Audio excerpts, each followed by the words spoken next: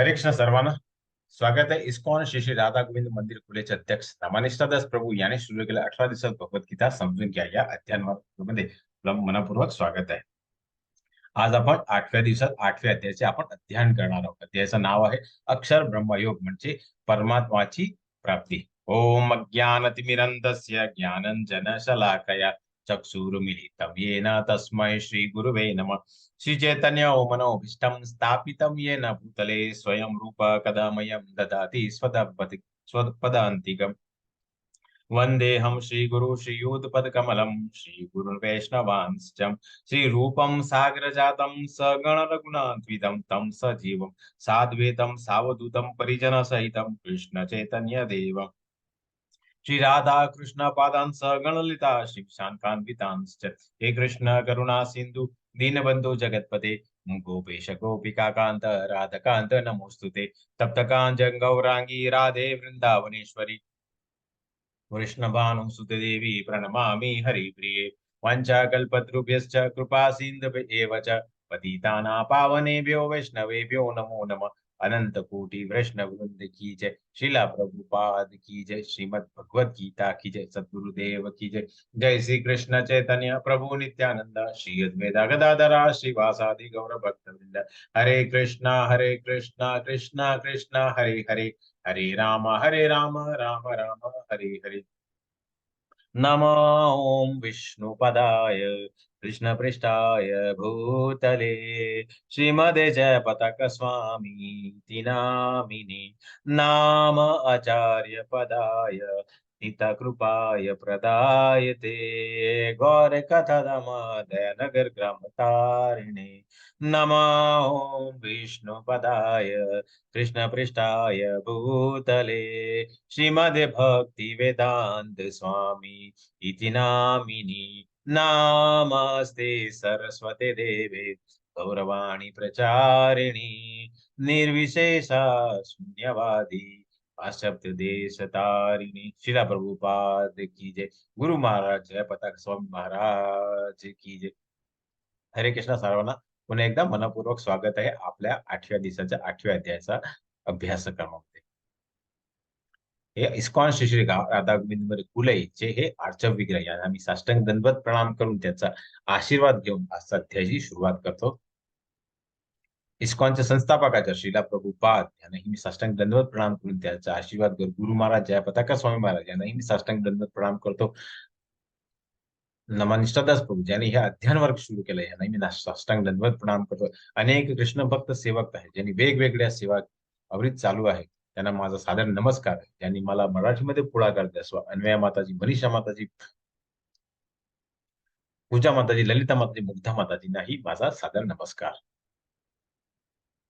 हरे कृष्ण माताजी. हरे कृष्ण. 8.1 अर्जुनाने विचारले, हे भगवंत, परमपुरुष ब्रह्म म्हणजे काय, आत्मा म्हणजे काय, सकाम कर्म काय आहे, हे भौतिक सृष्टी काय आहे आणि देवता कोण आहे, कृपया मला हे समजावून सांगा. 8.2 हे मधुसूदन, यज्ञाचा अधिपती कोण आहे आणि या देहामध्ये तो कसा निवास करतो आणि भक्तीमध्ये युक्त झालेले मृत्यू समयी तुम्हाला कसे जाणू शकतात. हरे कृष्ण. हरे कृष्ण माताजी. तर आता अर्जुनाने आता भगवंताला या अध्यायामध्ये 8 प्रश्न, पहिल्या 2 श्लोकामध्ये 8 प्रश्न मांडले. ते प्रश्न कुठले आहेत तर परमपुरुष म्हणजे ज्यांना सर्व गोष्टीचं माहित आहे ते परमपुरुष आहे. आणि नंतर दुसऱ्या श्लोकामध्ये त्यांनी मधुसूदन नावाने संबोधित केले आहे. कारण मधु नावाचा एक असुर होता ज्याचा भगवान श्रीकृष्णाने वध केला होता. म्हणून इथे ज्यांना कोणाला आपल्याला संशय असतात, आपल्या मनामध्ये जे काही प्रश्न असतात त्यालाही कुठेतरी भगवान श्रीकृष्ण त्याचा उत्तर देऊन त्याच्या मनामध्ये जे काही संशय आहे त्याचा वध करणार आहे. म्हणून त्याने मधुसूदन असा त्यांनी संबोधन केलं आहे. तर इथे आता अर्जुनाने 2 श्लोकामध्ये भगवंतासमोर 8 प्रश्न मांडले. तर कुठले आहे तर ब्रह्म म्हणजे काय, आत्मा म्हणजे काय, सकाम कर्म काय, हे भौतिक सृष्टी काय आहे आणि देवता कोण आहे. पुढे 8.2 मध्ये म्हणतात की यज्ञास अधिपती कोण आहे, या देहामध्ये तो कसा निवास करतो. आणि शेवटचा प्रश्न म्हणजे गेला अध्यायाचा आपण शेवटचा श्लोक होतो त्याच्यातही आपण अभ्यास केला की भक्तीमध्ये युक्त झालेल्या मृत्यू समय तुम्हाला कसे जाणू शकतात. आपण गेल्या अध्यायामध्ये शिकवलं होतं की शेवटचा अध्याय शेवटचा श्लोक अध्यायाचा पूर्वीचा तो दुसऱ्या अध्यायाची सुरुवात होतो. म्हणजे मृत्यूसमयी आपण भगवंताला कसं जाणू शकतात याच्यावरती आज आपण अभ्यास करणार आहोत. तर तुम्हाला अनेक लोक भेटतील या भौतिक जगामध्ये, ते तुम्हाला जगायचं कसं ते तुम्हाला शिकवतील. पण मृत्यूवेळी कसं करायचं, आर्ट ऑफ डाईंग याला कसं आपण करायचं, हे तुम्हाला कोण शिकवणार? फक्त ही भगवद्गीता एकच असा अ, ग्रंथ आहे, जे तुम्हाला मृत्यूसमयी तुम्ही काय केलं पाहिजे ते तुम्हाला शिकवणार. तर ह्या 8 प्रश्नावरती आता भगवंत काय उत्तर देते हे आता आपण अभ्यास करूया. जसं मी तुम्हाला सांगितलं होतं, की गेल्या अध्यायाचे हे 2 श्लोकामध्ये हे सर्व प्रश्न मांडले होते. तेच प्रश्न आता या अध्यायाची सुरुवात करतात. हरे कृष्ण माताजी. हरे कृष्ण. प्रश्न, ब्रह्म आत्मा. उत्तर, जीव अविनाशी जिवंत अस्तित्व. अध्यात्म शरीराचा नियंत्रक, जीवाचा नित्य स्वभाव. कर्म, काम, फलदायी क्रियाकलाप, भौतिक शरीराकडे नेणारी क्रिया. अधिभूत, मटेरियलिस्ट मॅनिफेस्टेशन, भौतिक निसर्ग. अधिदैव, सर्वोच्च देवता, विराट रूप ज्यामध्ये सर्व देवदेवतांचा समावेश आहे. अधियज्ञ, त्यागाचा आनंद घेणारा परमात्मा. अधियज्ञ कुठे राहतो? सर्वांच्या हृदयात. मृत्यूच्या वेळी कृष्णाचे स्मरण कसे करावे? आयुष्यभर स्मरणाचा सराव करावा. हरे कृष्ण. हरे कृष्ण माता. तर आता भगवंताने ह्या जे प्रश्न 8 प्रश्न मांडले होते अर्जुनाने, त्याच्यावरती आता खूपच सुंदर असा इथे उत्तर दिलंय. तर ब्रह्मा म्हणजे आत्मा, जे आपल्या शरीरामध्ये तुम्हाला मी काही दिवसापासून सांगतो, की आपल्या शरीरामध्ये, त्या हृदयामध्ये जो आत्मा आहे, त्याला आपण ब्रह्मा इथे ब्रह्मा म्हटलेलं आहे. तो जीव आहे. तो अविनाशी जिवंत अस्तित्व आहे. तुम्हाला काही वेळ आपण दुसऱ्या अध्यायामध्येही आपण अभ्यास केला होता, की अर्जुनाला भगवंतांनी सांगितलं, की "तू शरीराचा वध करतोय. तू आत्माचा वध करू शकत नाही." जसा आपण अभ्यास केला होता, की "नैनम छिदन्ति शस्त्राणि नैनम देहति पावक." म्हणजे आपण शरीराचा वध करू शकत आहे. आपण आत्माचा जो ब्रह्मा इथे लिहिलेला आहे, त्याचा आपण वध करू शकत नाही. म्हणजे तो जीव आहे. तो अविनाशी आणि जिवंत अस्तित्व आहे.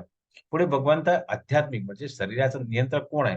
तो जीवाचा नित्य स्वभाव आहे. का आपण काही वेळा आपण लोकांना आपण ऐकतात, की आपल्याला म्हणतात, की मन खूप चंचल आहे. तर मन चंचल नसतं. कारण जो जीव आहे, ज्याला आत्मा म्हणतात आपला, तो काय आहे? तो आध्यात्मिक आहे आणि त्याला नित्य स्वभाव काय आहे? तर त्याला कुठलं काही काम केलं पाहिजे. म्हणून तो आपला शरीराचा नियंत्रक आहे. त्याला वेगवेगळे कामावरती जसं आपण जप करतात, तेव्हा आपण त्यांना कुठेतरी कामावरती लावतात. म्हणून तो कुठेतरी शांत बसतो. जेव्हा आपल्याकडे काही काम नसतं, आपण असंच बसलेले असतात, तेव्हा त्यांना वेगवेगळे विचार येतात. पण जेव्हा आपण नामस्मरण करतात, तेव्हा तो जीव आहे, ज्याला आपण आत्मा म्हणतो, तो आध्यात्मिक असण्यामुळे तो शांत होऊ शकतो. नंतर पुढे भगवंत कर्म म्हणजे काम, जे फलदायी क्रियाकलाप म्हणजे आपण जे सकाम कर्म, जसं काही मी तुम्हाला सांगितलं, की जे काय आपण कर्म करतो, भौतिक जगामध्ये जे काही आपण कृती करतात, कर्म करतात, कांड करतात, कर्मकांड करतात.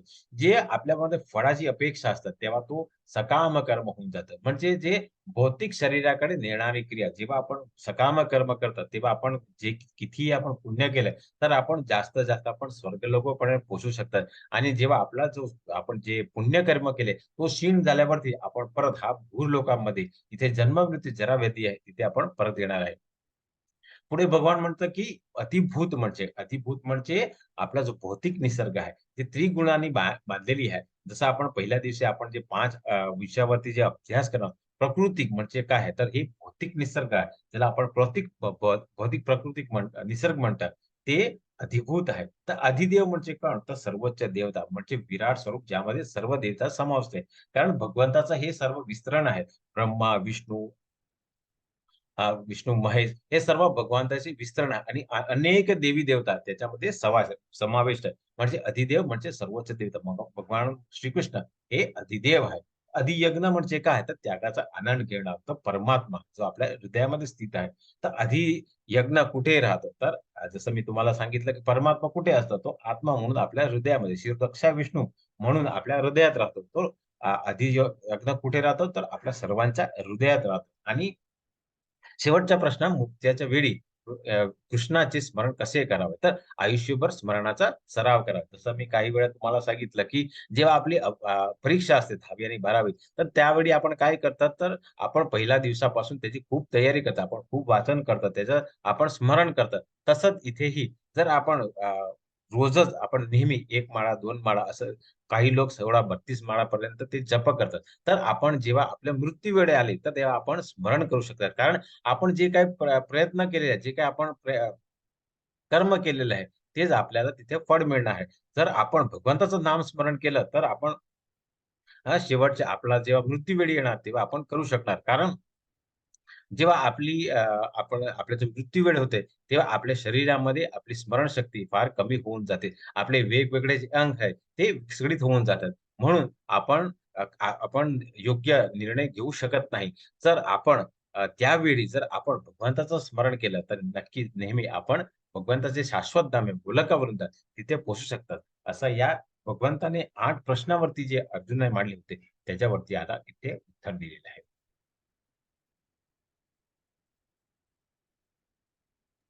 हरे कृष्ण माताजी.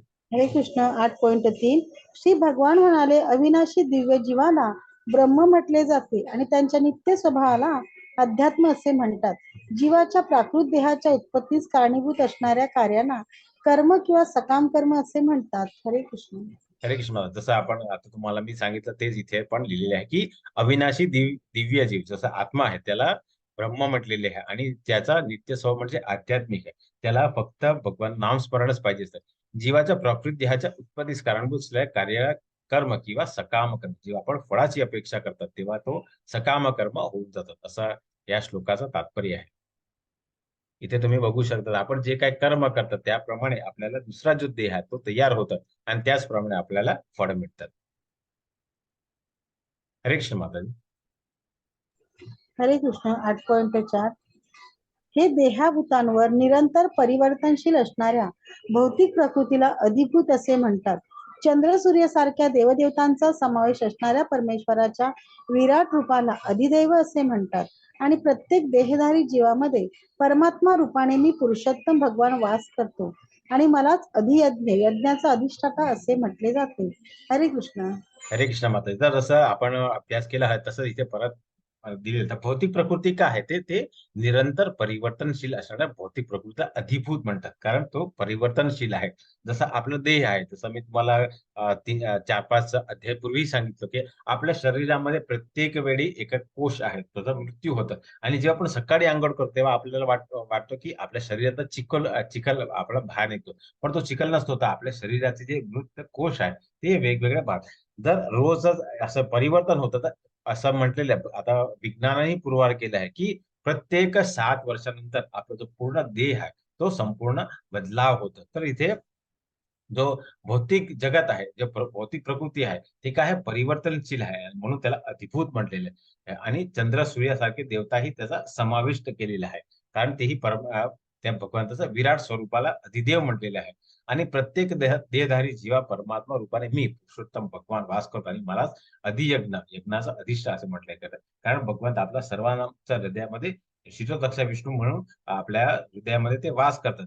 तर इथे भौतिक जगाचा परिवर्तन आहे त्याच्यावरती एक सुंदर उदाहरण दिले. इथे सुरवंटाच आहे दिलेला आहे.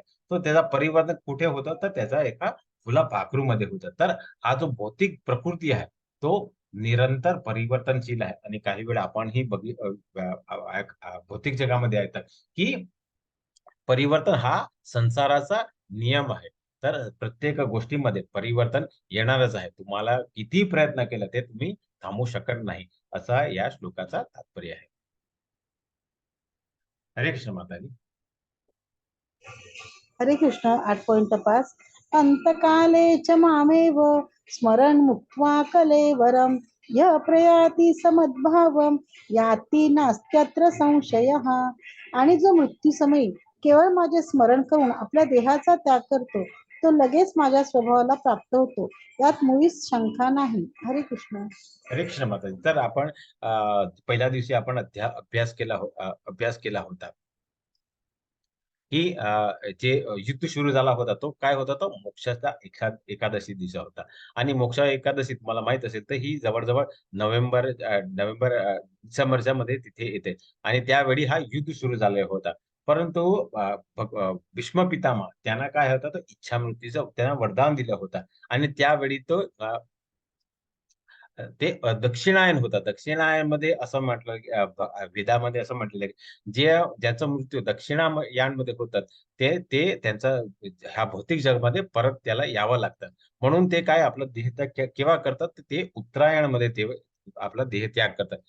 आणि तुम्ही चित्रामध्येही बघू शकता आणि काही 2-3 अध्यायापूर्वी आपण बघितलं होतं की ज्यावेळी भगवंत भीष्मदेवाने अर्जुनावरती जेव्हा बाण सोडले होते, तेव्हा भगवान श्रीकृष्ण त्याच्या रथाचा आपला एका चक्रा घेऊन त्यांच्यावरती त्याने हल्ला केला होता. आणि इथे तुम्ही चित्रामध्ये बघू शकता. कारण भीष्मदेव हे भगवान श्री कृष्णाचेही अ, भक्त होते. म्हणून त्यांची इच्छा होती, की ज्यावेळी त्यांचा मृत्यू होतो, त्यावेळी त्यांच्या समोर त्याला लावा आणि वेगवेगळे तुम्ही देवी-देवता, ऋषी, नारद मुनी हे सर्व देवताही तिथे आले. कारण ते दिव्य होते. कारण त्याने अनेक युद्ध केलं. ते क्षत्रिय म्हणून त्याने अनेक युद्ध केलं. जिथे कुठेतरी अधर्म होतं, तिथे त्याने धर्माची स्थापना केली होती. परंतु त्यांचा एक वाईट गुण होता, की ज्यावेळी ते लहानपणाने त्याने एक वचन दिलं होतं, की हस्तिनापूरची जी गादी आहे, त्याचं मी संरक्षण करेन. म्हणून त्याने अधर्माच्या बाजूने त्याची बाजू घेतली होती आणि म्हणून त्यांचा इथे मृत्यू झाला.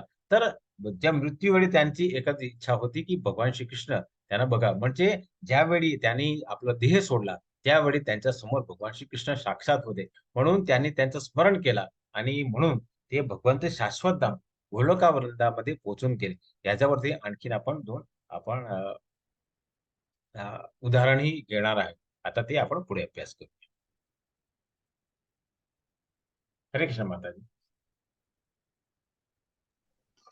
हरे कृष्ण.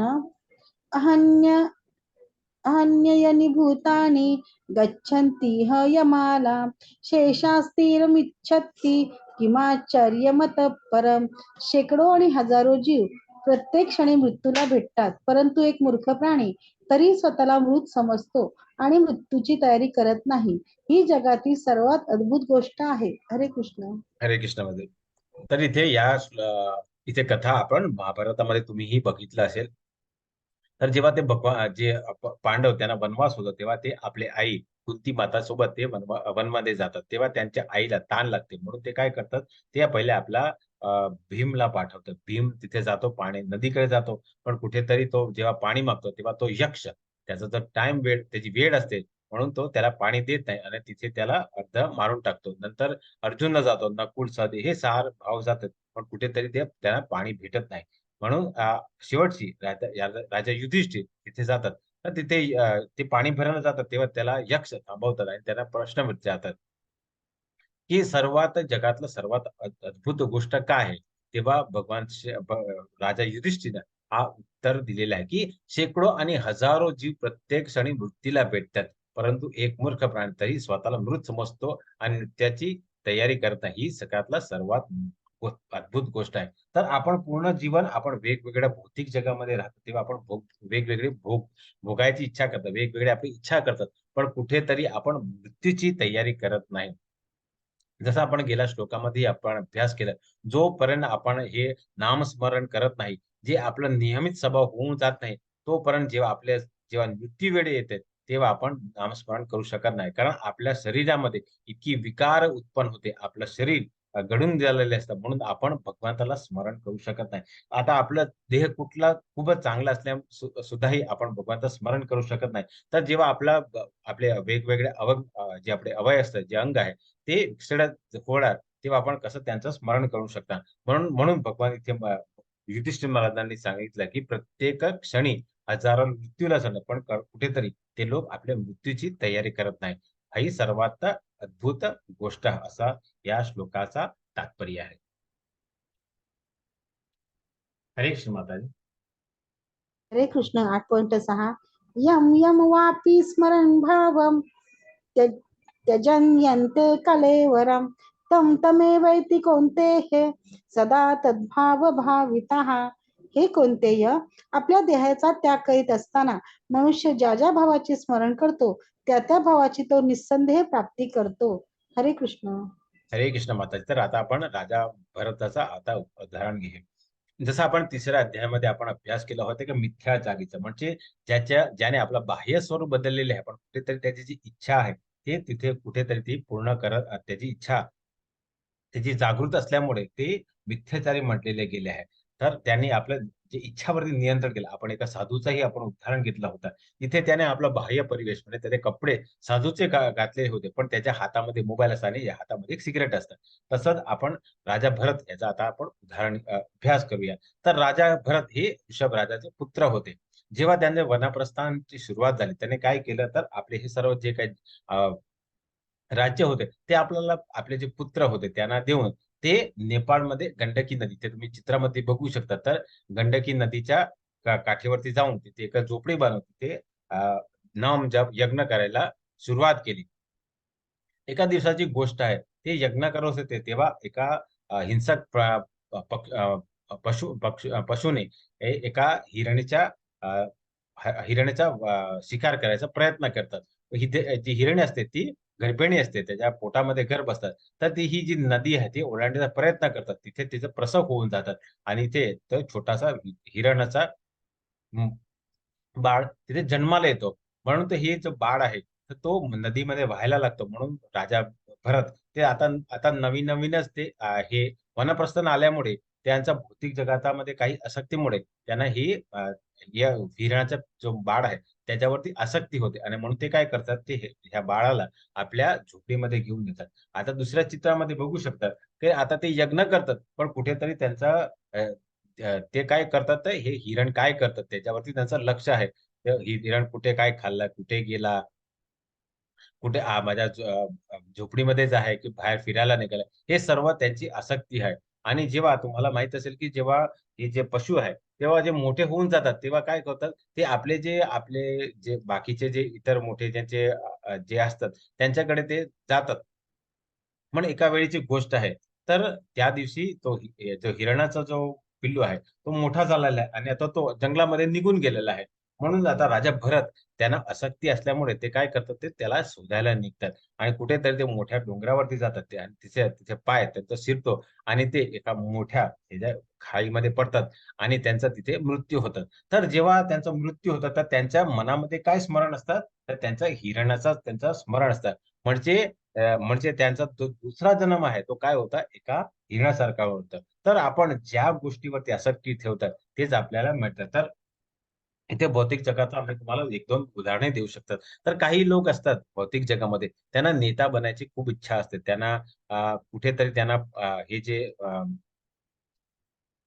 अ, राजकारण असते त्याच्यामध्ये खूपच फार त्यांना आसक्ती असते. परंतु कुठेतरी त्यांना हे भेटत नाही. म्हणून ते नेता बनू शकत नाही. तर त्यांचा दुसरा जन्म काय होतो, ते एका गल्लीच्या कुत्र्यासारखं असतं. तर कुत्रा तुम्ही बघू शकतात, की जेव्हा आपण भौतिक जगामध्ये राहतात, ते आपण जिथे कुठेतरी राहतात, तिथे 4-5 कुत्रे असतात आणि जेव्हा एका गाडी, स्कूटर आहे किंवा फोर व्हीलर धावतात, त्याच्या पाठीमागे हा एक कुत्रा धावतो आणि त्याच्या पाठीमागे 4-5 कुत्रे. तर त्याचा एक नेता म्हणून त्याचा जन्म होतं. नंतर जर तुम्हाला काही लोक असतात त्यांना डॉक्टर वगैरे इच्छा असते. तर त्यांना काय होतात, तर त्यांना एका लीच म्हणून एका नावाचा जीव आहे. त्यांचा एका जन्म होतो आणि लीच काय करतात आपल्या तोंडावरती जे रक्त असतं ते त्याचं ओढून घेतं. म्हणजे ते एका सर्जरी सारखं करतात. तर हे सर्व भौतिक जगतामध्ये जे काही आपण इच्छा करतो, जेव्हा आपल्या मृत्यूवेळी होते, तेव्हा तसंच आपल्याला तिथे जन्म होऊ शकतात. म्हणून आपण नेहमी काय करायचं, तर आपण जर भगवंताचे स्मरण केलं, तर आपण निश्चितच भगवंताचे शाश्वत धाम आहे. आपण गोलकावंताकडे पोहोचू शकतो. असा या श्लोकाचं तात्पर्य आणि या चित्राची कथा आहे. हरे कृष्ण माताजी.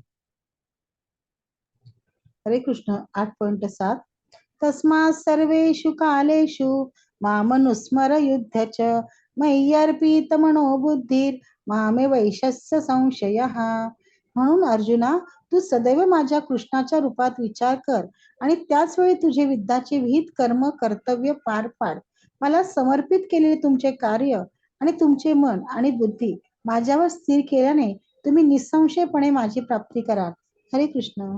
हरे कृष्ण माताजी. तर आता जसं मी तुम्हाला गेल्या श्लोकामध्ये सांगितलं, की जे काही आपण त्यांचं आपण स्मरण करणार, तेच आपल्याला दुसरा जन्म मिळणार. तर इथे भगवान हेच म्हणतात, की तू सदैव माझ्या कृष्णाच्या रूपात विचार कर. भगवंताचे जे रूप आहे ते तुम्ही विचार कर आणि त्याच वेळी युद्ध कर. कारण भगवंत आता जे काही आपण काम करतात, जे आपण भगवंताला प्रित्यार्पणे करतात, तेव्हा तो सकाम कर्म नाही, तो कर्मयोग होऊन जातं. तो निष्काम कर्म होऊन जातं. कारण आपण भगवंताचे प्रित्यार्पण करतो, विष्णूच्या प्रित्यार्पण करतात, तेव्हा आपला जो कर्तव्य आहे, कर्तव्य म्हणून करतात, तो आपला हा निष्काम कर्म, त्याला आपण कर्मयोग म्हणू शकतात. तर जेव्हा आपण जे काही कर्म करतो, जेव्हा आपण भगवंताला स्मरण करून करतात, तर निश्चितपणे आपण भगवंताचे पार्षद म्हणून आपल्याला दुसरा जन्म मिळू शकतात. असा या श्लोकाचा तात्पर्य आहे. हरे कृष्ण माताजी. हं.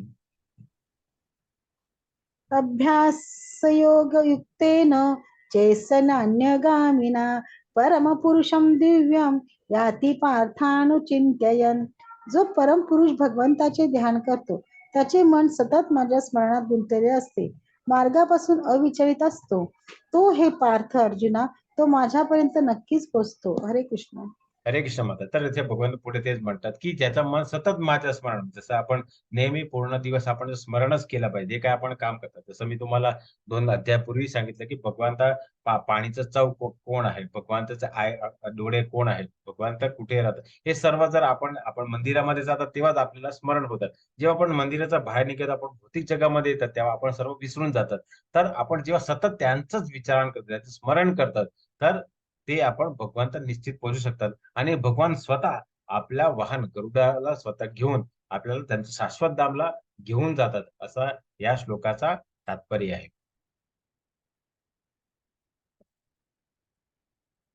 तर इथे आपण आता अ, अजामिलाची एका कथा आपण ऐकूया. तर अजामिला नावाचा एक खूपच उच्च ब्राह्मण कुटुंबामध्ये जन्माला आला होता. ब्राह्मण होता. तो नेहमी वेगवेगळे यज्ञ करायचा, तप करायचा.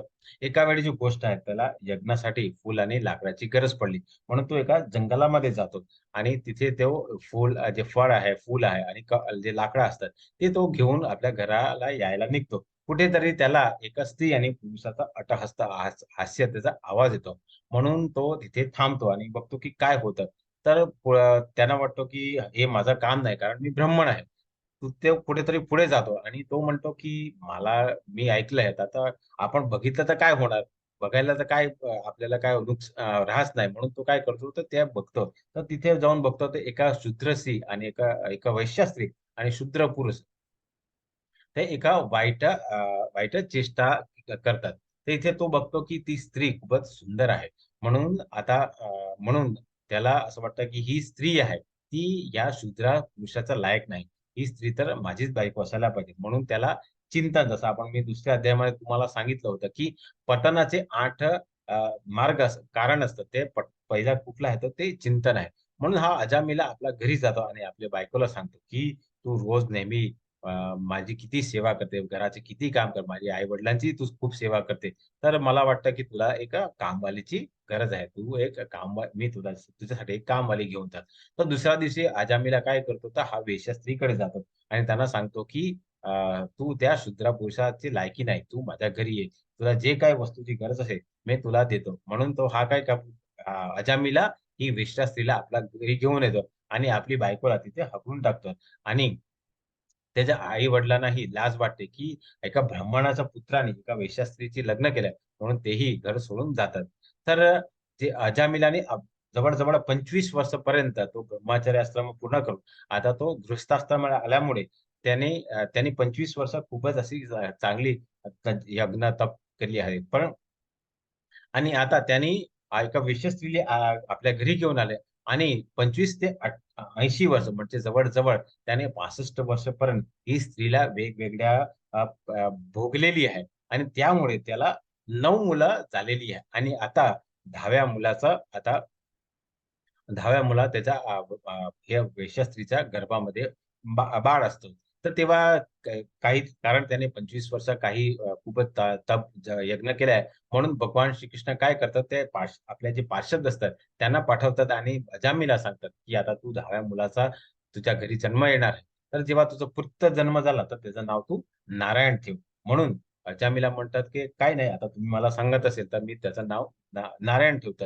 आता 10वा मुलगा त्याचा जन्माला येतो आणि त्याचं नाव नारायण म्हणून ठेवतात आणि पूर्वकाळी आपले जे आई-वडील होते, ते काय करायचे, आपल्या नाव आपले भगवंताचं नाव ठेवायचे. दामोदर, पुरुषोत्तम, नारायण. तर हे सर्व नाम द्यायचं कारण काय होतं, की जे लहान मुलं असतं ना, ते सर्व जे आई-वडिलांना खूपच आवडते. म्हणून हा जो नारायण आहे, तो आपला शेवटचा मुलगा असल्यामुळे त्याला खूपच त्याच्यावरती आसक्ती असते. म्हणून हा अजामिला काय करतो, रोज सकाळी उठून त्याच्या आपल्या बायकोला विचारतो, की "नारायण उठला का? नारायणने अंघोळ केली का? नारायण नाश्ता केला का? नारायण कुठे आहे? नारायण बाहेर निघाला काय?" तर पूर्ण दिवस तो नारायण, नारायण करत असतो. म्हणून कुठेतरी त्याने आपल्या मुलाचं नाव घेतलंय, पण कुठेतरी त्याने भगवंताचं स्मरण केलं आहे. तर जेव्हा त्याच्या मृत्यूवेळी आली, तर तेव्हा काय करतो तो आपल्या मुलगा आहे नारायण, त्याला हाक मारतो, "नारायण, नारायण, नारायण." तर हे जे तुम्ही बघू शकता ते यमदूत आले आहे आणि त्यासोबतच इथे तुम्ही मृत्यूशय्यावरती अजामिला पडलेला आहे. त्याचबरोबर हे विष्णुदूत पण आले आहेत.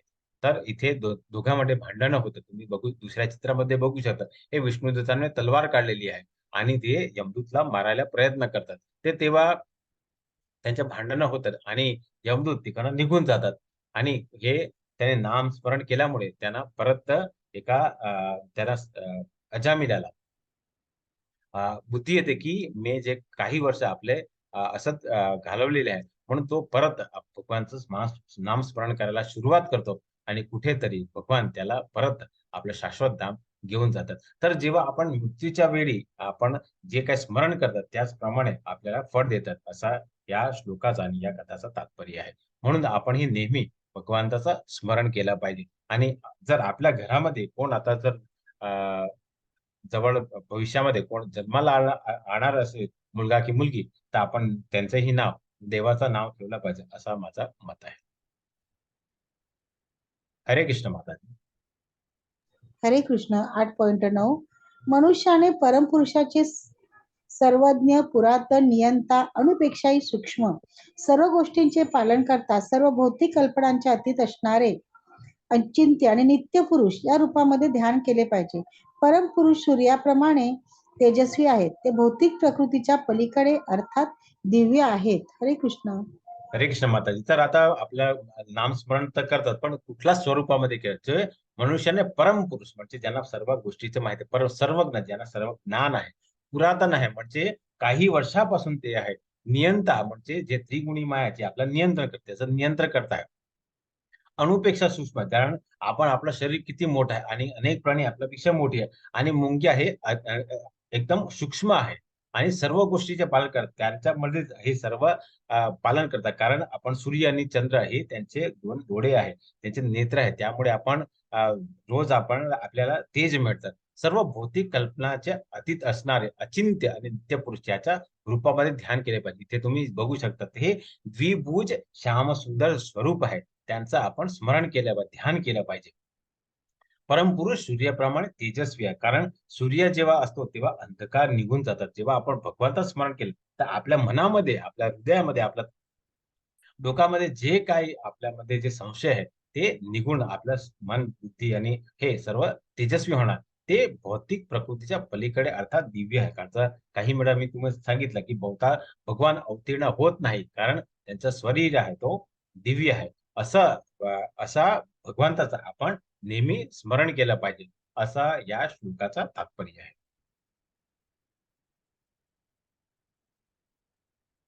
इथे तुम्ही चित्रामध्येही बघू शकतात, की हे देवी-देवता, अनेक देवी-देवता त्यांचा स्मरण करतात. इथे तुम्ही चित्रामध्येही विष्णूचा स्मरण करता असं तुम्ही बघू शकता.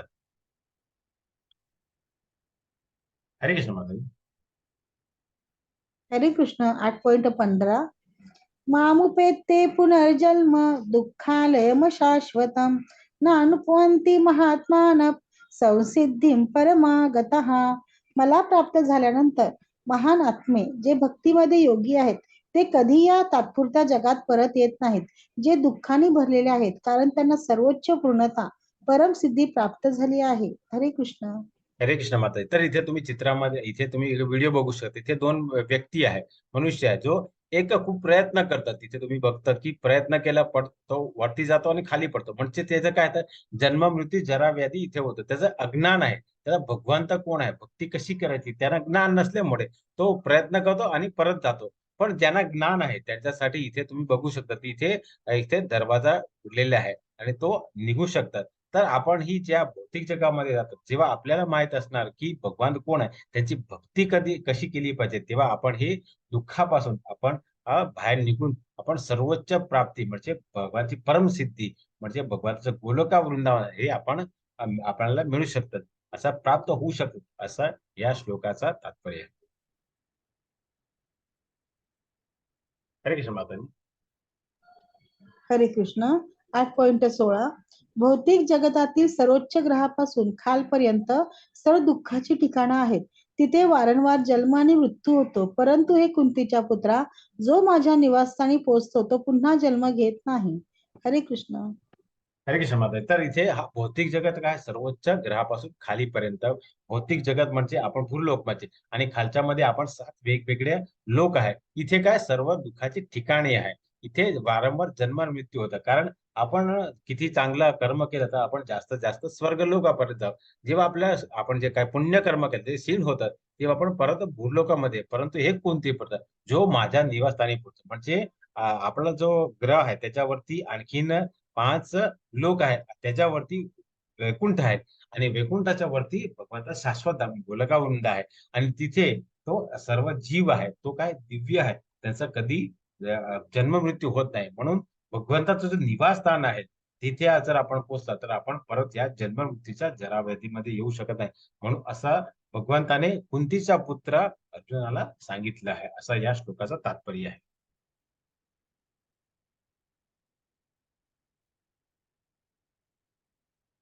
हरे कृष्ण माता. हरे कृष्ण.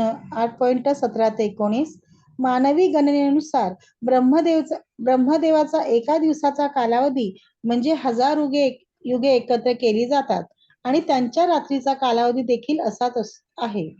जेव्हा ब्रह्माचा दिवस प्रगट होतो तेव्हा ही जीवसृष्टी अस्तित्वात येते आणि ब्रह्माच्या रात्रीच्या आगमनाने ते सर्व नष्ट होतात. पुन्हा पुन्हा तो दिवस येतो आणि हा प्राणी यजमान सक्रिय असतो आणि हे पार्थ पुन्हा रात्र पडते आणि ते असहाय्यपणे विरघळतात. हरे कृष्ण. हरे कृष्ण मत. तर आता मानवी गणनेनुसार ब्रह्मदेवाचा एक दिवस कालाविधी म्हणजे 1000 युग एकत्र केले. तर आपण चौथ्या अध्यायामध्ये जेव्हा आपण भगवद्गीताचा आपण अध्याय केलं होतं तर तेव्हा आपण 4 युगाचा अध्याय केला तर म्हणजे 1000 युग एकत्र केलं जातं आणि त्याचा नातीचा कालावधी देखील असाच आहे. तसंच जेव्हा ब्रह्माचा दिवस प्रकट तेव्हा जीवसृष्टीची अस्तित्वात येते आणि ब्रह्माच्या जेव्हा रात्री होतात आगमनाची तेव्हा सर्व सृष्टी म्हणजे जेव्हा ते श्वास घेतात श्वास सोडतात तेव्हा अनेक भौतिक जगाची निर्मिती होते जसं आपण भगवंताचा आभार आहे तसंच ब्रह्माचा दिवस प्रकट होतो तेव्हा सृष्टीची निर्मिती होते आणि ब्रह्माची जेव्हा रात्री होते तेव्हा हा भौतिक सृष्टीची नष्ट होते ते पुन्हा पुन्हा दिवस येतो आणि हा प्राणी यजमान सक्रिय होतात आणि हे पाहता पुन्हा रात्री पडते आणि ते अस्थायीपणे म्हणजे जेव्हा ब्रह्माची दिवस होतात तेव्हा हा प्राणी सर्व सक्रिय होतात आणि जेव्हा त्याची रात्री होते ब्रह्माची तेव्हा ते विरघळतच असतात असा हे 2-3 श्लोकाचा तात्पर्य आहे. हरे कृष्ण माता.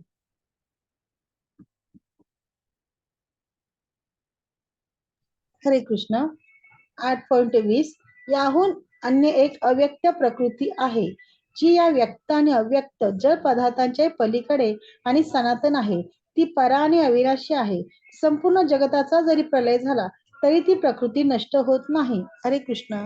हरे कृष्ण म्हणतात. तर आपण हे जे ब्रह्मलोक बघितलं मी तुम्हाला सांगितलं की सर्वोच्च जे आपल्या भौतिक जगामध्ये जे 14 लोक आहेत त्याचे सर्वात वरची लोक कुठला आहे तर ब्रह्मलोक आहे आणि ब्रह्मलोकाच्या वरती आपला वैकुंठ आहे ना वैकुंठाच्या वरती कोण आहे तर ते भगवंताचा शाश्वत धाम गोलोका. तर इथे भगवंत हे सांगतात की याहून अन्य एक अव्यक्त प्रकृती आहे जी या व्यक्त आणि अव्यक्त जड पदार्था पलीकडे आणि सनातन आहे म्हणजे ती चिरंतर आहे तिथे कोणाचा नाश होत नाही. ती परा आणि अविनाशी आहे जसं मी तुम्हाला सांगितलं आणि संपूर्ण जगाचा जरी प्रलय झाला तरी ती प्रकृती भौतिक ही प्रकृती नष्ट होत नाही कारण जे लय प्रलय आहे ते सर्व काय आहे ते ब्रह्माचे जे लोक आहेत तिथे होतात परंतु भगवंताचे शाश्वत धाम गोलक आहे तिथे लय प्रलय काय होत नाही आणि भगवंताची प्रकृती ही नष्ट होत नाही कारण ते शाश्वत धाम आहे ते अविनाशी आहे असा या श्लोकाचा तात्पर्य आहे आणि हे गोलका वृंदाचा चित्रण दिलेलं आहे. तर हे गोलका चार्ट आहे गोलकामध्ये, तुम्ही इथे डाव्या बाजूमध्ये तुम्ही बघू शकता, हे जे तुम्हाला पिंक कलर दिसतं ते भगवंताचे शाश्वत धाम, ते वृंदावन, गोलका वृंदावन आहे. त्याच्या खाली तुम्ही इथे चित्रामध्ये जे ब्लू दिसतात तुम्हाला, हे वेगवेगळे भौतिक सृष्टी आहे. ते काय आहे, ते वैकुंठ धाम आहे. आणि त्याच्या खाली इथे जो तिसरा चित्र आहे, तिथे तुम्ही चित्रामध्ये इथे उजव्या बाजूला इथे त्याचं विस्तरण दिलेलं आहे. तर हे काय आहे, तर हे भगवान, हे आपली भौतिक सृष्टी आहे. इथे तुम्ही वेगवेगळे चार अ, हे आपण जे 14 लोक आहे, इथे तुम्ही खालचे चित्र, खालती इथे गर्भोदक्षा विष्णू आहे, त्यातला नाभीहून इथे ब्रह्माजी बसलेले आहे, ब्रह्मलोक आहे.